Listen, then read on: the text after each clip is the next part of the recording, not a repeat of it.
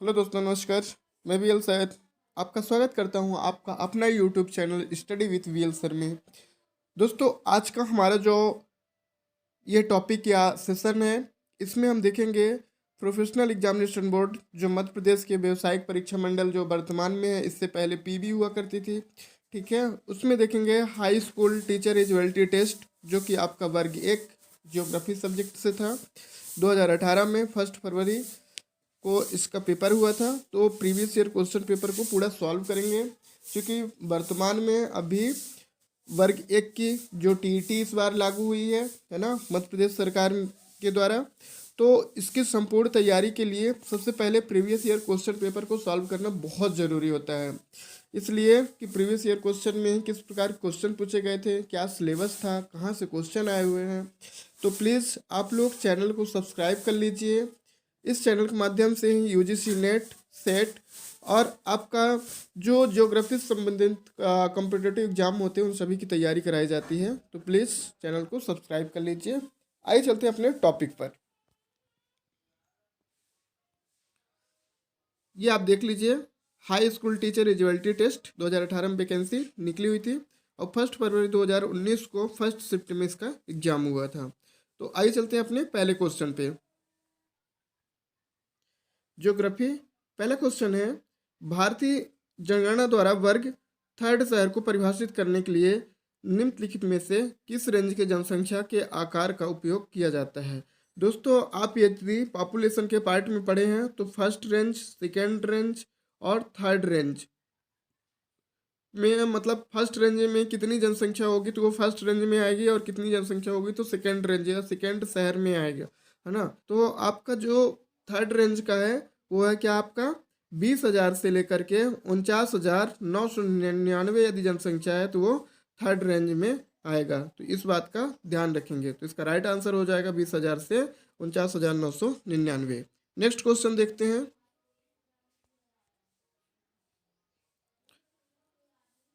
कोयले और तेल का उत्पादन करने वाली कार्बन युक्त चट्टानें नामक चट्टानों की श्रेणी से संबंधित है। कहने का तात्पर्य यह है कि आपका जो कोयला है और पेट्रोलियम जो होती मिलती हैं, है ना, तेल या प्राकृतिक गैस जो होती है, नेचुरल गैस जो है, वो किस चट्टान में मिलते हैं तो वो सेडिमेंट्री और शादी चट्टानों में मिलती हैं। इस बात का आप विशेष ध्यान रखेंगे कि जितने भी खनिज तत्व हैं और जितने भी पेट्रोलियम से रिलेटेड हैं वो सभी किस में पाए जाते हैं, और शादी चट्टानों में पाए जाते हैं।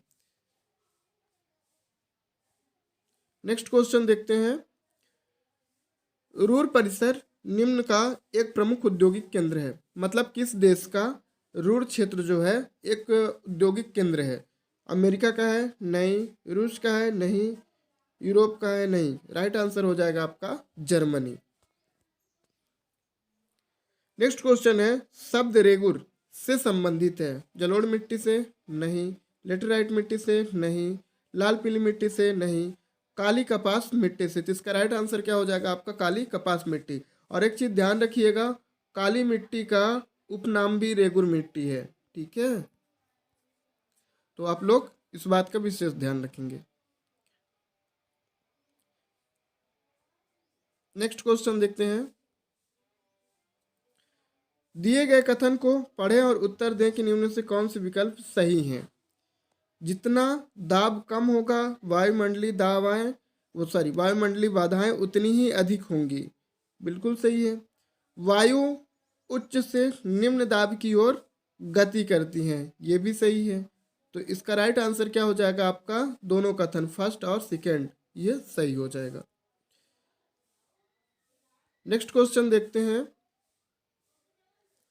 जनगणना 2011 के अनुसार निम्नलिखित राज्यों की साक्षरता दर अवरोही, आपसे अवरोही पूछ रहा, आरोही नहीं, आपसे अवरोही पूछ रहा, आरोही नहीं पूछ रहा है, क्रम में व्यवस्थित करें।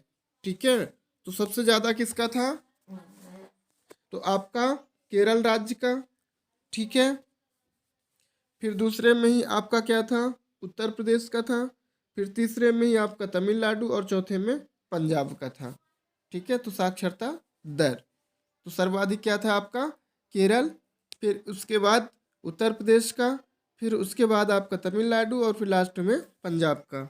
ये इसका राइट आंसर कौन सा हो जाएगा आपका, 1, 4, फिर 3 और 2, ये वाला। नेक्स्ट क्वेश्चन देखते हैं। कार्ल पियर्सन का सहसंबंध गुणांक है, तो इनमें से ही कौन सा है? समांतर माध्य है क्या? नहीं है। गुणांतर माध्य रही है। निम्न से कौन से कोई नहीं है? इनमें से कोई नहीं है। हरात्मक माध्य नहीं है, तो इसका राइट आंसर हो जाएगा गुणात्मक माध्य, ये ज्योमेट्रिक मीन। नेक्स्ट क्वेश्चन देखते हैं। प्रत्येक दिन समान से अधिक या कम होता है। समुद्र की हवा के साथ स्पष्ट और उज्जवल सुबह होती है। जैसे जैसे जैसे सूर्य आकाश में ऊंचा चढ़ता है, गर्मी बढ़ती जाती है, काले बादल बनते हैं, फिर बिजली के साथ बारिश आती है, लेकिन बारिश जल्दी खत्म हो जाती है।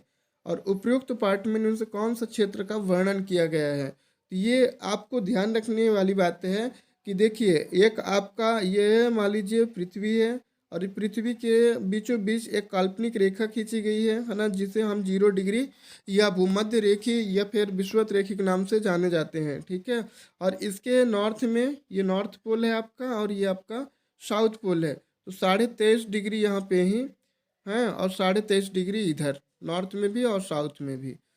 इसे कहते हैं मकर रेखा, और इसे कहते हैं आपका कर्क रेखा। ठीक है, और ये भूमध्य रेखा कहलाती है। तो यहाँ से ही 0 डिग्री से लेकर के और 20 डिग्री के बीच का जो एरिया होता है वो क्या कहलाता है? आपका भूमध्य रेखी क्षेत्र कहलाता है। ये ऐसा क्षेत्र है जहाँ पे प्रतिदिन टेम्परेचर भी हाई होता है, और आपका क्या बोलते हैं, रेनफॉल भी सर्वाधिक होता है। यानी कि यहाँ पे तापमान भी बहुत ज़्यादा रहता है और वर्षा भी बहुत ज़्यादा रहता है। तो जब वर्षा होगा, तापमान होगा, तो वहाँ पे क्या होंगे कि बहुत सारे पेड़ पौधे होंगे, और वहाँ पे क्या होगा, एक वनस्पति का जाल बिछा रहेगा। ठीक है ना, तो यहाँ पे ही बात कर रहा है वो कि सबसे ज़्यादा उज्जवल स्पष्ट सुबह भी होती है। सूर्य की आकाश जैसे जैसे मतलब स्वच्छ होते हैं, फिर गर्मी बढ़ती है, काले बादल बनते हैं, और फिर लास्ट में शाम तक बारिश हो जाती है। ठीक है, तो ये किस एरिया की बात कर रहे हैं? भूमध्य रेखी क्षेत्र का। ठीक है, भूमध्य रेखी क्षेत्र का। तो आप लोग याद रखेंगे कि इसमें कभी कभी क्वेश्चन पूछ लेता है कि विश्व का या पृथ्वी का ऑक्सीजन क्षेत्र है, तो आप ध्यान रखेंगे कि भूमध्य रेखी क्षेत्र है। नेक्स्ट क्वेश्चन देखते हैं। पृथ्वी के भूगर्भिक इतिहास के किस युग में डायनासोर अपने सबसे बड़े आकार तक पहुँचे? कहने का तात्पर्य है कि वो कौन सा युग था जब डायनासोर की जो शारीरिक ढांचा थी वो सर्वाधिक बड़े आकृति की थी? तो जुरासिक युग था। नेक्स्ट क्वेश्चन देखते हैं। निम्नलिखित में से किन स्थितियों में ज्वार भाटा आता है? तो आप याद रखेंगे कि जब सूर्य, पृथ्वी और आपका चंद्रमा, ये तीनों है ना, जब एक लाइन पे रहते हैं तभी क्या बोलते हैं, आपका ज्वार भाटा आने की संभावना ज़्यादा रहती है। ठीक है, इसका राइट आंसर क्या हो जाएगा? जब सूर्य, चंद्रमा और पृथ्वी एक सीधी रेखा में होते हैं, पहला वाला राइट आंसर हो जाएगा। नेक्स्ट क्वेश्चन देखते हैं।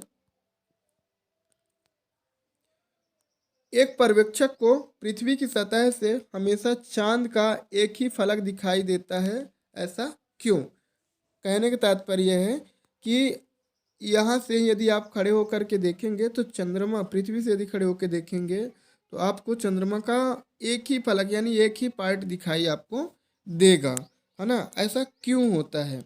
तो इसकी वजह क्या है? तो इसकी पृथ्वी के चारों ओर है ना परिक्रमण की अवधि उसकी अपनी धुरी के चारों ओर घूर्णन की अवधि के समान है।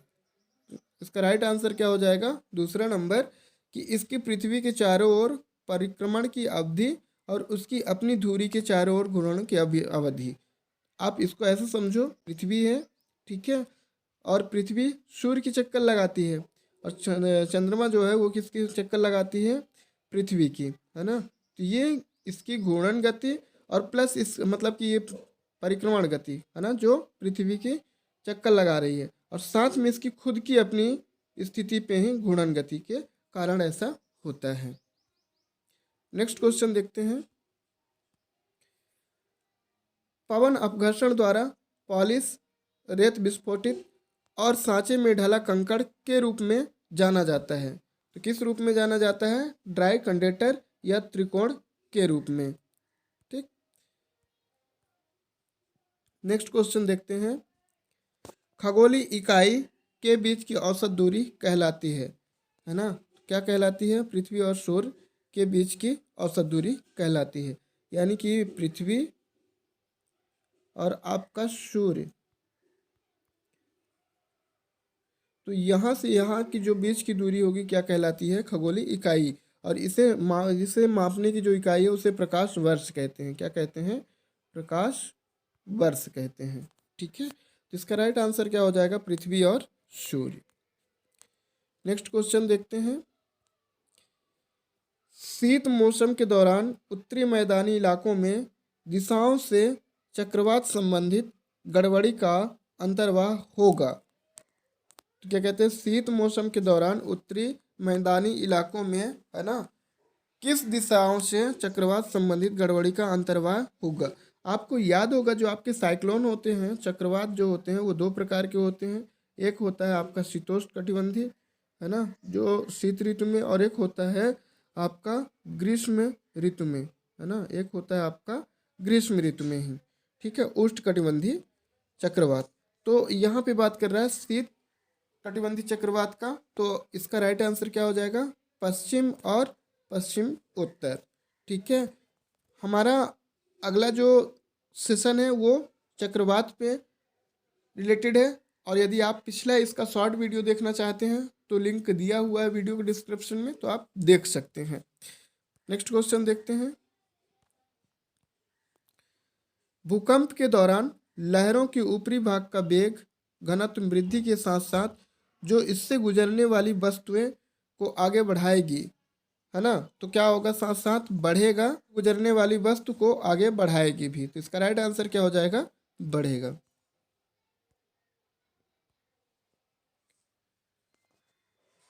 निम्नलिखित में से किस राज्य में धूमिल तेंदुआ राष्ट्रीय उद्यान क्लाउडेड लेपर्ड नेशनल पार्क स्थित है? तो इसका राइट आंसर हो जाएगा आपका त्रिपुरा। अगला क्वेश्चन देखते हैं। आमतौर पर जल सतहों की तुलना में भूमि सतह अधिक तेजी से गर्म होती हैं क्योंकि उनमें क्या होता है? पानी की विशिष्ट ऊष्मा भूमि से अधिक होती है। तो आमतौर पर जल सतहों की तुलना में भूमि सतह अधिक तेजी से गर्म होती है क्योंकि होती है तो पानी की विशिष्ट ऊष्मा भूमि से अधिक होती है। तो आप लोग याद रखेंगे कि जो स्थलीय भाग होता है वो सबसे पहले गर्म होती है और ठंडी भी सबसे पहले हो जाती है, और जलीय भाग थोड़ी सी लेट से ही गर्म होती है और लेट से ही ठंडी होती है। तो नेक्स्ट क्वेश्चन देखते हैं। सबसे लंबी समुद्र तटीय रेखा निम्न राज्य के साथ है। तो मतलब किस राज्य का सबसे लंबी समुद्र तटीय रेखा है? तो वो है आपका गुजरात। ठीक है,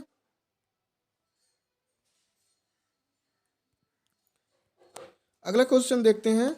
जब पृथ्वी सूर्य से सबसे दूर होती है तो उस स्थिति को निम्न नाम से जाना जाता है। यानी कि आपका ये पृथ्वी सूर्य है ना, ये सूर्य है और ये आपका है पृथ्वी। तो इनके और इनके बीच की जो सर्वाधिक दूरी होगी उसे कहते हैं अपसौर। ठीक है, अप मतलब आप याद रखेंगे कि अप शब्द जो होता है वो हमेशा, है ना, ऊंचाई को ही प्रदर्शित करता है, मतलब ऊपर, है ना। और डाउन मतलब क्या होता है? आपका नीचे। डाउन से क्या रिलेटेड करते हैं? नीचे। ठीक है, तो अपसौर जब कभी भी पूछे आपसे कि जब पृथ्वी सूर्य से सबसे दूर पर होती है तो उस स्थिति को निम्न में से क्या कहा जाता है? तो अपसौर कहते हैं, है ना। और यदि आपसे ये पूछे कि पृथ्वी और सूर्य की सबसे न्यूनतम दूरी को क्या कहते हैं, तब उसे आप क्या कहेंगे? उपसौर कहेंगे। तो अपसौर और उपसौर को, है ना, किस किस दिन पे ही होता है ये आप लोग कमेंट्स में करके जरूर बताएंगे। नेक्स्ट क्वेश्चन देखते हैं। हवाओं को मौसमी परिवर्तन की समान विशेषता है। हवाओं की जो मौसमी परिवर्तन होती है वो किस जलवायु की विशेषता होती है? तो केवल मानसून जलवायु की। ठीक है, तो इसका राइट आंसर हो जाएगा केवल मानसून जलवायु की। ठीक है, नेक्स्ट क्वेश्चन देखते हैं। चट्टानों में खनिज तेल या परतों में होते हैं। ठीक है, चट्टानों में खनिज तेल या परतों में होते हैं। तो आप लोग याद रखेंगे, ये क्वेश्चन जो है 2 बार रिपीट हो चुका है ना। तो ये किससे में करता है? सेडिमेंट्री या अवसादी चट्टानों में ही। ठीक है, नेक्स्ट क्वेश्चन देखते हैं। कपास की खेती के लिए काली मिट्टी आदर्श है क्योंकि यह काली होती है? जी नहीं। यह पठारी क्षेत्रों में पाई जाती है? जी नहीं। यह लावा से बनी होती है? जी नहीं। यह नमी को बरकरार रख सकती है? तो देखिए, नमी को बरकरार तो रखती है, साथ में ये लावा से भी निर्मित है। तो यहाँ पे ही ऑप्शन न देने के कारण हम सिंगल ऑप्शन होने के कारण इसका राइट आंसर ये हो जाएगा कि यह नमी को बरकरार रख सकती है। बट यदि आपसे ही ए और बी के ऑप्शन में यदि कहीं पूछे और लावा से निर्मित भी बोले तो आप दोनों बोथ आर को सेलेक्ट करेंगे, जो कि राइट आंसर हो जाएगा आपका। नेक्स्ट क्वेश्चन देखते हैं। देश का राष्ट्रीय सर्वेक्षण और मानचित्रण संगठन विभाग के अंतर्गत कार्य करता है? किसके अंतर्गत कार्य करता है?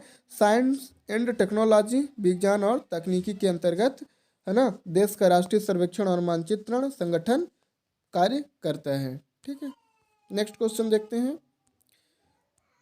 पाक जलडमरू माध्य भारत से को अलग करता है। तो ये किसके बीच में ही है? आपको पता है कि अपना इंडिया का निचला पोर्शन हुआ और यहीं पे ही आपका फिर श्रीलंका का पार्ट है। तो ये वाला जो एरिया आपका है ये क्या कहलाता है? पाक जलडमरू माध्य। ये किसके बीच में ही है? भारत और श्रीलंका के बीच में। नेक्स्ट क्वेश्चन देखते हैं। निम्न में से कौन सा राज्य भारत में बॉक्साइट का प्रमुख उत्पादक है? तो बॉक्साइट का सबसे ज़्यादा उत्पादन किस राज्य में होता है? तो आपका उड़ीसा राज्य में। नेक्स्ट क्वेश्चन देखते हैं। निम्नलिखित में से कौन सा राज्य छत्तीसगढ़ के साथ सीमा साझा नहीं करता है? तो आपका ये छत्तीसगढ़ वाला पोर्शन है, यहाँ पे ही ये। ठीक है, तो यहाँ से ही कौन से राज्य का सीमा साझा नहीं होता है? तो आपको याद होगा कि जो आपका बिहार है ना, बिहार राज्य, जो कि स्पेशली यहाँ पे ही है और इसके बीच में ही ये वाला पोर्शन में क्या है? आपका झारखंड राज्य है। क्या है यहाँ पे? झारखंड राज्य है ना, जो कि आपका ये बिहार को टच नहीं करती, बाकी आंध्र प्रदेश की सीमा को भी टच करती है, तेलंगाना को भी करती है और उत्तर प्रदेश की सीमा को भी टच करती है, लेकिन बिहार की सीमा को नहीं टच करती है। इसका राइट आंसर हो जाएगा बिहार। नेक्स्ट क्वेश्चन देखते हैं। अक्षांश के समानांतरों के संबंध में निम्न में से कौन सा कथन गलत है? अक्षांश के समानांतरों के संबंध में निम्न में से कौन सा कथन गलत है? तो इसमें क्या कहता है? समान अक्षांश के स्थानों को जोड़ने वाली रेखा को विशालतम के समानांतर के रूप में जाना जाता है। तो ये तो सही है, हाँ? वे भूमध्य रेखा से प्रारंभ होते हैं और इसके समानांतर चलते हैं। कहने का तात्पर्य है ये कि ये आपका 0 डिग्री भूमध्य रेखी है और यहीं से उत्पन्न होती हैं और ये क्या करती हैं? यहीं से ही ये चलती हैं। ठीक है, तो ये क्या कहलाती हैं? समानांतर चलते हैं। तो ये भी सही है। सभी समानांतर लंबाई में समान होते हैं, ये गलत है, नहीं है। ग्लोब पर सभी समानांतर वृत्तों के रूप में खींचे जाते हैं, सही है। अब ये कैसे कह रहा है? देखिए, क्या यहाँ पे ही आप इसे ध्यान से देखें, ये आपका पृथ्वी है, मान लीजिए ये 0 डिग्री है। जो अक्षांश रेखा यहाँ खींची गई है, क्या उसकी लंबाई यहाँ पे ही है? नहीं है। आप ध्यान से देखिए, इतना कम हो जा रहा है। तो इसका कहने का तात्पर्य कि सभी समांतर लंबाई में समान है, क्या? नहीं है। तो इसका राइट आंसर हो जाएगा तीसरा। नेक्स्ट क्वेश्चन देखते हैं। निम्नलिखित में से किस भारतीय राज्य को लाल नदी या रेड रिवर्स व नीली पहाड़ियों की भूमि के नाम से भी जाना जाता है? तो इसका राइट आंसर हो जाएगा आपका असम राज्य को। नेक्स्ट क्वेश्चन देखते हैं। निपटान की स्थानिक विश्लेषण में RN 2.15 यह इंगित करता है कि किस प्रकार की निपटान व्यवस्था है। तो ये किस प्रकार का है? यूनिफॉर्म। इसका बहुत बेहतरीन वीडियो आपको डिस्क्रिप्शन में मिल जाएगा, है ना, तो आप लोग वहाँ से जा कर के ही देख सकते हैं। क्वेश्चन है हमारा, एलो पीपल के रूप में कौन जाना जाता है? मतलब कौन से, है ना, आपका जो जनजाति था प्राचीन काल में, तो एलो पीपल के नाम से जाना जाता था और प्रेजेंट में भी जाना जाता है, तो वो मंगोलाइट्स। कौन सा? मंगोलाइट्स, जो कि आपके तिब्बत और चीन के एरिया में मिलते हैं। नेक्स्ट क्वेश्चन देखते हैं। भारत की स्थलाकृति मानचित्र को कौन प्रकाशित करता है? तो जो आपका टोपोग्राफी होता है ना, या ट्रोपोग्राफिकल जो चित्रण होते हैं, मानचित्रण होते हैं, मैप्स होते हैं, उसे कौन बनाता है ना, वो किसके अंतर्गत आता है, किस संस्था के अंतर्गत? तो सर्वे ऑफ इंडिया, भारत का सर्वेक्षण विभाग बनाता है। नेक्स्ट क्वेश्चन देखते हैं। निम्नलिखित में से किसने भूगोल को मनुष्य का पारिस्थितिकी कहा था? यानी कि climate geography to be the ecology of man, मनुष्य का पारिस्थितिकी कहा था। तो इसका राइट आंसर क्या हो जाएगा आपका? हर्लेन बारो। ठीक है, हर्लेन बारो इसका राइट आंसर हो जाएगा। नेक्स्ट क्वेश्चन देखते हैं। निम्नलिखित में से किस भूगोल में मानवतावादी दृष्टिकोण का संस्थापक माना जाता है? कुल मिलाकर के ही आपका जो मानववादी उपागम के जो संस्थापक हैं वो कौन है? तो इसका राइट आंसर हो जाएगा यू प्यू टुआन, है ना। टुआन महोदय जो थे, है ना, टुआन महोदय इसके संस्थापक हैं। और ध्यान रखेंगे आप लोग, इसके साथ साथ आप निश्चयवाद, नॉन निश्चयवाद, संभववाद, प्रसंभववाद, इनको भी जरूर कवर कीजिएगा, ताकि जब भी आपके क्वेश्चन में ही ऐसे टाइप के क्वेश्चन आए तो आप बना सकें। हो सकता है इस बार इन्होंने ही ह्यूमैनिस्टिक के बारे में पूछा है, नेक्स्ट टाइम हो सकता है पूछ ले आपसे ही कि निश्चयवाद, नॉन निश्चयवाद, संभववाद, प्रसंभववाद, तो उनको भी कवर कीजिएगा। नेक्स्ट क्वेश्चन देखते हैं। लॉरेंज वक्र किसने तैयार किया था? तो इसका सिंपल से एक फार्मूला है कि जो लॉरेंज वक्र है, तो आपका ये जो है ना नाम है, ये उन्हीं सर के नाम पे रखा गया है जो जिन्होंने इसको तैयार किया था, तो मैक्स यू लॉरेंज महोदय।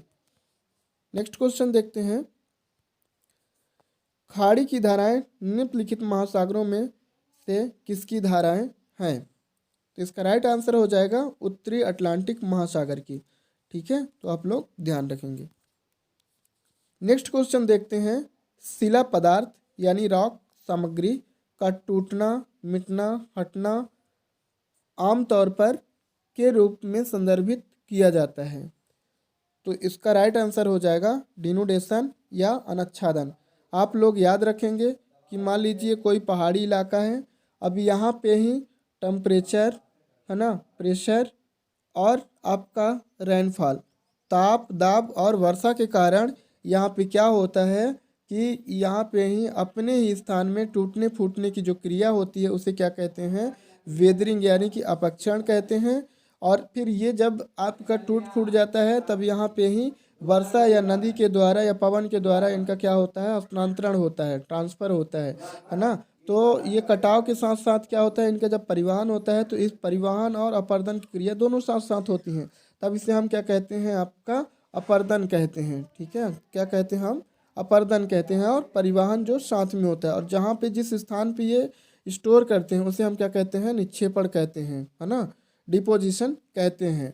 तो आप याद रखेंगे कि ताप, दाब और वर्षा के कारण अपने ही स्थान पे टूटने फूटने की क्रिया को क्या कहते हैं? अपक्षय कहते हैं या वेदरिंग कहते हैं। दूसरा क्या होता है कि यहाँ पे ही जब आपका टूटे फूटे हुए क्रिया को, है ना, किसी न किसी रूप में ही यहाँ से ही दूसरे स्थान पे ट्रांसफर किया जाता है ना, कटाव के साथ, तो उसे क्या कहते हैं? अपर्दन। और अपर्दन और परिवहन क्रिया दोनों साथ होते हैं, इस बात का ध्यान रखेंगे।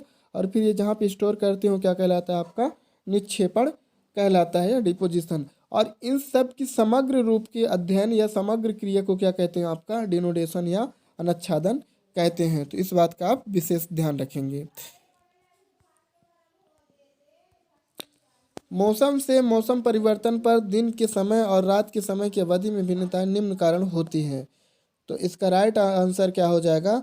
Revolution of the earth on A tidal axis. ठीक है, नत अक्ष और पृथ्वी का घूर्णन गति। नेक्स्ट क्वेश्चन देखते हैं। उत्तर से दक्षिण तक पर्वत श्रृंखला का सही अनुक्रम को इंगित करें।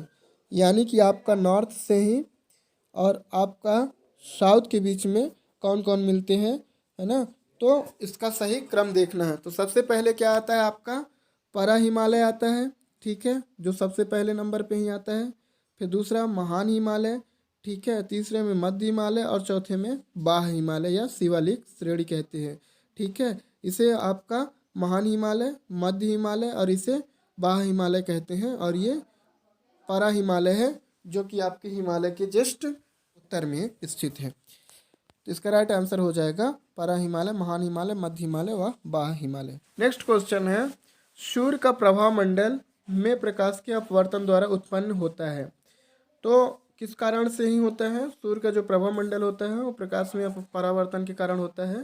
तो किस अपवर्तन के द्वारा उत्पन्न होता है, तो इसका राइट आंसर हो जाएगा आपका पक्षभा मेघों के बर्फ क्रिस्टल के कारण, ठीक है। तो ये जो बादल के प्रकार है ना, स्तरीय बादल, आपका पक्षभा बादल, है ना, मेघ स्तरीय बादल, तो इनको आप जरूर अच्छे से पढ़ लेना। यहाँ से ही कई बार क्वेश्चन आपका रिपीट होता है। नेक्स्ट क्वेश्चन देखते हैं, दिए गए कथनों को पढ़ें और उत्तर दें कि इनमें से कौन सा विकल्प सही है। पहला क्वेश्चन है आपका कि वायुमंडल में अनावृत शैल में उपस्थित खनिज परिवर्तन के अधीन नहीं होते हैं। तो इसका जो ये कहने का तात्पर्य ये है कि आपका जो वायुमंडल में, है ना, अनावृत शैल होते हैं उनमें उपस्थित खनिज होता है या नहीं होता है और परिवर्तन के अधीन होते हैं कि नहीं। तो ये गलत है क्योंकि वो परिवर्तन के अधीन होते हैं, ठीक है। दूसरा क्या है आपका, ऑक्सीकरण रासायनिक अपक्षय की प्रक्रिया में से एक है, बिल्कुल है, तभी तो वो अपक्षय की क्रिया कर पाएगा, है ना। तो ये सही है। तो हमारा क्या हो जाएगा, पहला कथन गलत है, दूसरा कथन सही है। तो इसका राइट आंसर तीसरा नंबर हो जाएगा। नेक्स्ट क्वेश्चन है, दिए गए कथन को पढ़ें और उत्तर दें कि इनमें से कौन सा विकल्प सही है। सूर्य की सबसे छोटी तरंगे, सूर्य की सबसे छोटी तरंगें पृथ्वी में आंशिक रूप से प्रवेश करती हैं और वायुमंडल को उष्मित करती हैं, ठीक है। तो बिल्कुल सही है। सूर्य की जो परावैगनिक सॉरी जो सूर्य से पृथ्वी तक आने वाली जो आपके किरणें होती हैं वो पृथ्वी में आंशिक रूप से ही प्रवेश करती हैं, है ना। क्योंकि ओजोन मंडल में परावैगनिक जो विकिरणें होती हैं, है ना, जो दीर्घ होती हैं, उनको क्या कर लिया जाता है, उस परत के द्वारा अवशोषित कर लिया जाता है। तो यहाँ पे आंशिक रूप से ही प्रवेश करती हैं। तो पहला सही है। सूर्य से उष्मित पृथ्वी की सतह विस्तारित तरंगें उत्पन्न करती हैं जो परस्पर प्रभाव डालती हैं और वायुमंडल को उष्मित करते हैं। तो आपका जो एटमॉस्फेयर होता है ना, वायुमंडल, पता है वो दोनों क्रिया से ही गर्म होती है। एक तो सूर्य से ही डायरेक्टली रोशनी से ही गर्म होती है और साथ ही साथ पृथ्वी से भी जो विकिरण पार्थिव विकिरण के द्वारा होती है इससे भी गर्म होती है। तो यहाँ पे ही आप देखेंगे ध्यान से ही, तो दूसरा वाला भी सही है। तो इसका राइट आंसर हो जाएगा आपका दोनों कथन, फर्स्ट एवं सेकंड दोनों सही हैं, ठीक है। नेक्स्ट क्वेश्चन देखते हैं आपका। नेक्स्ट क्वेश्चन है, दिए गए कथनों को पढ़ें और उत्तर दें कि निम्न में से कौन सा विकल्प सही है। तो शैलें जो होते हैं, शैल जो ऊष्मा और दाब के कारण परिवर्तित हो जाते हैं उन्हें कयांत्रित शैलों के रूप में जाना जाता है। ये भी सही है। स्लेट एक तरह का कयांत्रित शैल है, तो ये भी सही है। तो इसका राइट आंसर हो जाएगा दोनों सही हैं। यदि आपको चट्टान से संबंधित वीडियो देखना है तो आप बहुत सारे वीडियो मेरे पड़े हुए हैं, आप चट्टान से संबंधित वीडियो जा कर के ही देख सकते हैं। नेक्स्ट क्वेश्चन है हमारा, निम्न कथनों को पढ़ें और उत्तर दें कि इनमें से कौन सा विकल्प सही है, राइट है। तो उत्तरी गोलार्ध क्या कहता है, उत्तरी गोलार्ध में उच्च तापमान विसंगतियां पाई जाती हैं, बिल्कुल पाई जाती हैं। वहीं उत्तरी गोलार्ध में अंतर ऊष्मन अनुपस्थित होती है, नहीं उपस्थित होती है। तो ये गलत हो जाएगा और ये सही है। इसका राइट आंसर क्या हो जाएगा, कथन फर्स्ट जो है आपका वो सही है, जबकि सेकंड कथन आपका क्या है, गलत है। नेक्स्ट क्वेश्चन देखते हैं, दिए गए कथनों को पढ़ें और उत्तर दें कि निम्न में से कौन सा विकल्प सही है।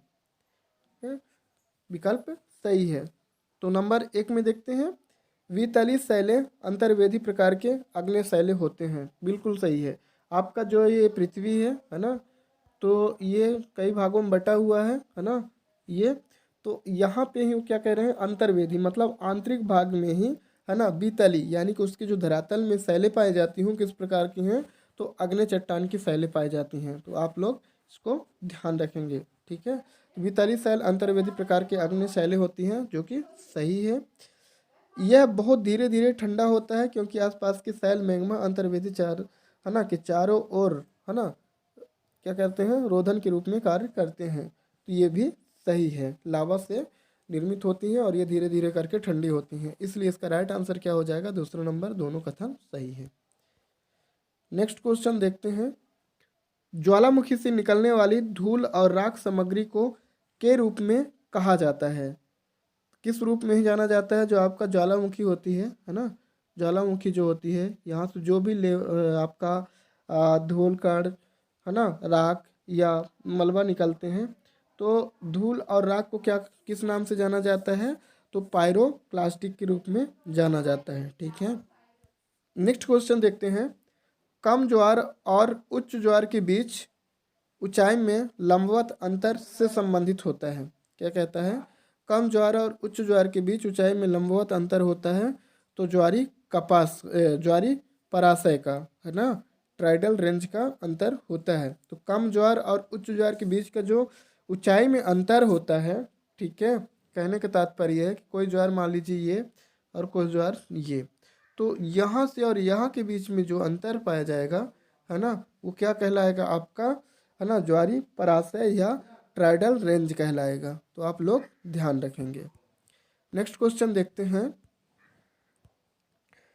निम्नलिखित क्षेत्र में से अधिकतम जैव विविधता किस में पाई जाती है, मैक्सिमम बायोडाइवर्सिटी, है ना, किस एरिया में पाया जाता है, तो आपका अमेजन बेसिन में, जो कि अमेजन नदी दक्षिणी अमेरिका के साथ साथ विश्व का दूसरी सबसे लंबी नदी और चौड़ाई में प्रथम है, ठीक है, प्रथम नदी है। नेक्स्ट क्वेश्चन देखते हैं। चावल की फसल की खेती का उत्पादन करती है, कहने का तात्पर्य है कि जहाँ धान की खेती होती है ना, धान की खेती होती है, ठीक है, वहाँ पे सर्वाधिक कौन सी गैस पाई जाती है, तो आप याद रखेंगे CH4 यानी कि मीथेन गैस पाए जाते हैं। कौन सी गैस, मीथेन गैस पाए जाते हैं। और ये कोल के जो बड़े बड़े माइंस होते हैं, कोल खदान होते हैं, कोयले खदान होते हैं, वहाँ भी मिलते हैं। नेक्स्ट क्वेश्चन देखते हैं। केंद्र में उच्च दाब वाली दाब प्रणाली को कहा जाता है, तो क्या कहते हैं, प्रति चक्रवात। आप याद रखेंगे जो चक्रवात होता है ना, जो साइक्लोन होता है, चक्रवात होता है, उसके केंद्र में ही, यहाँ की जो आपका केंद्र में ही क्या होता है, जो दाब होती है वो कैसा होता है, निम्न होता है, ठीक है ना। लेकिन यदि जो प्रति चक्रवात होता है, मान लीजिए ये प्रति चक्रवात है, तो इसके केंद्र में जो होता है क्या दाब, वो आपके ही क्या होता है, उच्च होता है ना। तो चक्रवात और प्रतिचक्रवात से संबंधित वीडियो डिस्क्रिप्शन में पड़ा हुआ है, आप लोग देख सकते हैं जा करके। अगला क्वेश्चन हमारा और अंतिम क्वेश्चन है, इसमें हम 50 क्वेश्चन कवर किए हैं, और अगला वाला जो हमारा सीरीज होगा उसमें हम पुनः 50 क्वेश्चन को कवर करेंगे। तो हिमालय क्षेत्र खनिज संसाधनों में समृद्ध नहीं है, क्योंकि क्यों नहीं है भाई, है ना, तो शैली, क्या कहते हैं, शैली परत के विस्थापन ने चट्टानों की व्यवस्था को अव्यवस्थित, है ना, कर दिया है और इसे जटिल बना दिया है, ठीक है। तो आपका देखो क्या होता है कि जो आपका हिमालय क्षेत्र है, इसमें दोनों प्रकार के एक तो आपका ग्रेनाइट क्षेत्र भी पाया जाता है, ठीक है, और ग्रेनाइट के साथ साथ इसमें अवसादी चट्टानें भी पाई जाती हैं, कुछ कायांतरित चट्टानें भी हैं, ठीक है।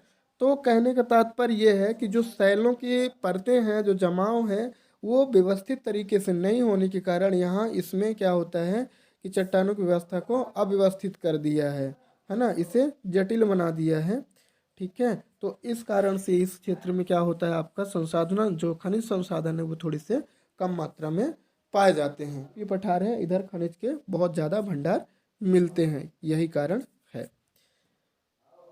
तो आई होप कि आपको यह सेशन बहुत अच्छा लगा होगा। तो प्लीज़ आप लोग चैनल को सब्सक्राइब कर लीजिए। और जहाँ पे जो भी कमियां हो तो प्लीज़ कमेंट करके भी बताना है आपको। मैं ये नहीं कहूँगा कि आप पूरा वीडियो वॉच कीजिए, आप ये देखिए कि कहाँ पे ही त्रुटियां हुई हैं, कहाँ पे गलतियां हुई हैं, तो उस गलतियों को ज़रूर कमेंट्स करें। थैंक यू, मिलते हैं नेक्स्ट टाइम।